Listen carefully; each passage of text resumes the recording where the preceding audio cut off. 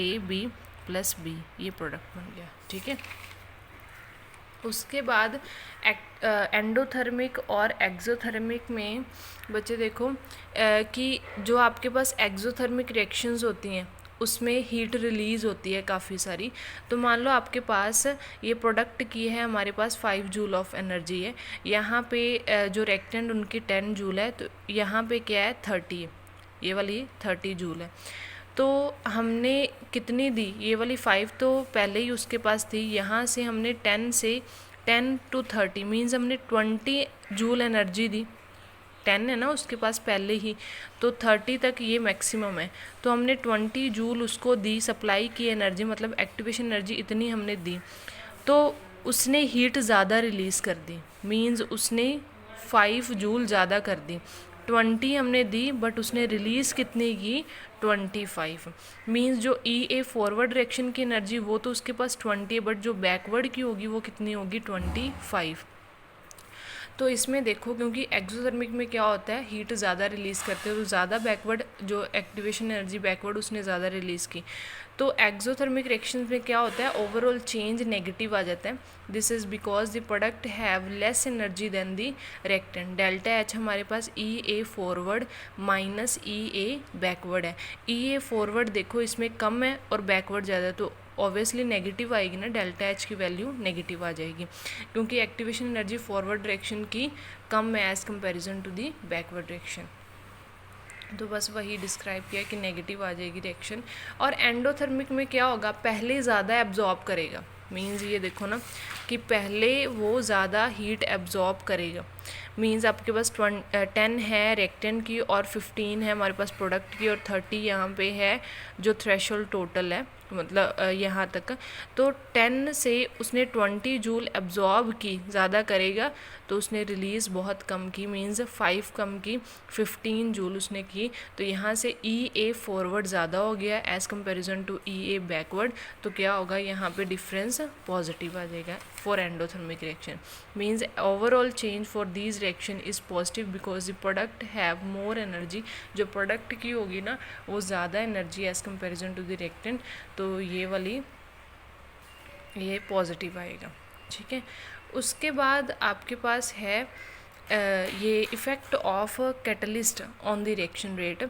मैंने effect of catalyst क्या होते हैं, जो रिएक्शन के रेट को इंक्रीज़ करते हैं।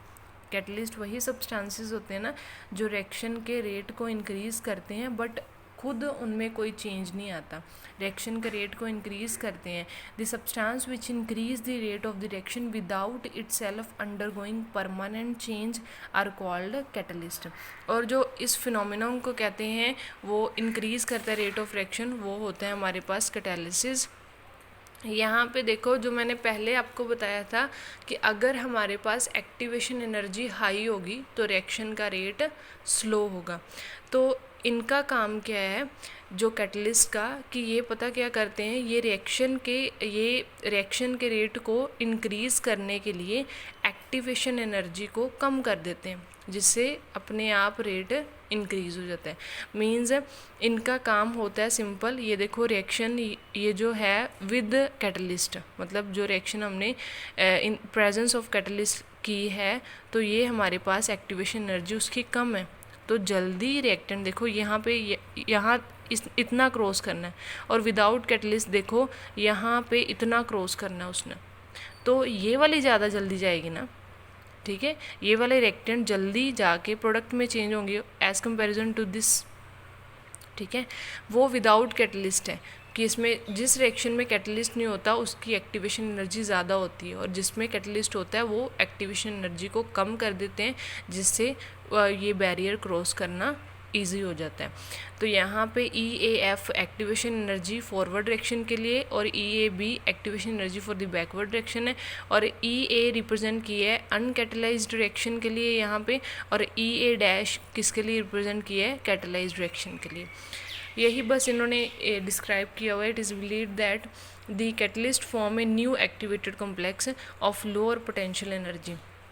मीन्स जो कैटलिस्ट होता है ना, जब कैटलिस्ट हम रिएक्शन में डालते हैं, ऐड करते हैं, तो अपना एक एक्टिवेटेड कॉम्प्लेक्स बनाता है जिसकी पोटेंशियल एनर्जी काफ़ी कम होती है। मीन्स उसकी वो एक्टिवेशन एनर्जी को कम कर देते हैं as comparison to catalyzed reaction than that for the uncatalyzed reaction. So fraction of total number of collision possessing lower activation energy वो भी इंक्रीज़ हो जाएंगी। मीन्स अगर आपके पास एक्टिवेशन एनर्जी कम है तो कोलिजन ज़्यादा होंगे, कोलिजन ज़्यादा होंगे तो ज़्यादा से ज़्यादा रिएक्टेंट किस में चेंज हो जाएंगे, प्रोडक्ट में, तो रेट भी इंक्रीज़ हो जाएगा। मींस अगर हम सिंपल रिएक्शन लेते हैं A+B से हमारे पास AB बना, तो अब हमारे पास रिएक्टेंट्स हैं, तो AB एक्टिवेटेड कॉम्प्लेक्स है, से AB ये प्रोडक्ट बन गया। Addition of a catalyst C, अगर आप C कैटलिस्ट मान लो आप ऐड करते हो तो एक नया कॉम्प्लेक्स बनाएगा ये वाला लोअर एक्टिवेशन एनर्जी का, तो ये कॉम्प्लेक्स बनाएगा A, B और C का। उसके बाद प्रोडक्ट सेम ही बनेगा और मतलब ये इसमें कोई चेंज नहीं आएगा, ये अपने आप ही रिएक्शन से बाहर आ जाएगा। ठीक है, बस यही था आपका चैप्टर अब कंप्लीट है। अब रिवाइज़ करना है इस चैप्टर को अच्छे तरीके से।